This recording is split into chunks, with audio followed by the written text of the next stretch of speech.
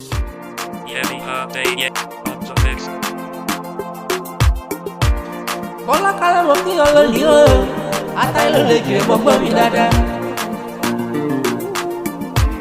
Ilé ọlá yìí ká Akẹ́yìndé gbẹ̀gbọ́n.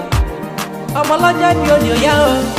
Láyé ló lè jí rẹ̀ Akẹ́yìndé gbẹ̀gbọ́n.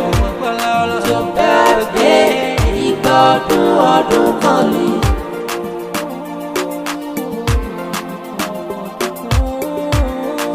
Rárá ìṣokùnrin ní lójú orogún ojú ọlọ́rọ̀ ìyá rẹ̀ mú kí dáadáa gangan ni. Ẹ̀yin lọ bẹ́ẹ̀ kì í ṣìbẹ̀ kẹ́ṣẹ́ ó fẹsẹ̀ méjì bẹ́ sílé aláàkísà wá sọ wọ́n ní onígbà aṣọ. Àtètè kí olùlẹ̀ gbárẹ̀ o ẹ̀dọ̀ ọmọ agbárí kérékèrékè ò mú kí ọdún gan. Bọ́lá kalẹ̀ táwọn ṣùgbọ́n ọjọ́ mi gangan lè jíjẹ́. Ọláyínká Kẹ́hìndé ṣùgbọ́n àyájọ́ tàbí gangan ni.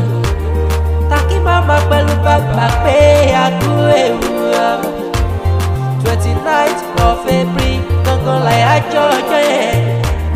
It's your birthday today. It's your happiness today. Hey, it's your birthday.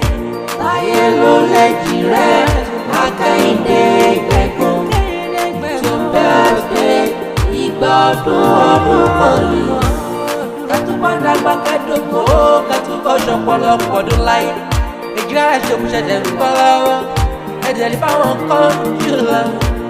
Làtífá ló dẹ́gbẹ́ mi, ìyá Dramon gangan ló kọ́ sí mi. Your big sister she said, today it's your birthday. Ó ní Táyé ló lu èjì rẹ̀ kó túbọ̀ dàgbà kó dògbò dáadáa. Ọmọ Kẹ́hìndé yẹ kó ṣùgbọ́n o. Ọdún kan kẹ́mọ́ ṣe báwọn àyàn láyé kẹ́túbọ̀ ṣọ̀pọ̀lọpọ̀ láyé ó dọ́dún tó mú ìṣẹ̀lẹ̀ sí gbọ́ yóò sì wá jọ́dún ire.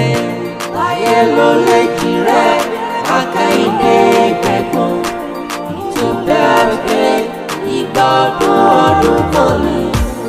Lọ́mọ wọn nílùú lọ́rí o lọ́rà fún dá ìlú dúdú ọmọ kí dáadáa ni. Tó tóbi tó yẹ kí wọ́n tẹ̀lé kú rárá. Bẹ́ẹ̀ ẹ ṣì lé kí wọ́n nílò lọ́rí. Ó máa fi kéwú kẹrù àfàdúrà tọrẹ. Bẹ́ẹ̀ lọ kì í ìyẹn nílùú lọ́rí. Ẹ ti bọ́dún tuntun lónìí kẹ́ má fọdún lẹ́yìn ṣàṣewọ́. Láyé kárí èjì rẹ̀ ṣẹ́gbọ́n ìgbà ọdún kan lè. Láyé ló lè jí rẹ̀ Akẹ́yìndé gbẹ̀gbọ́n tó bẹ́ẹ̀ pé ìgbà ọdún kan ní.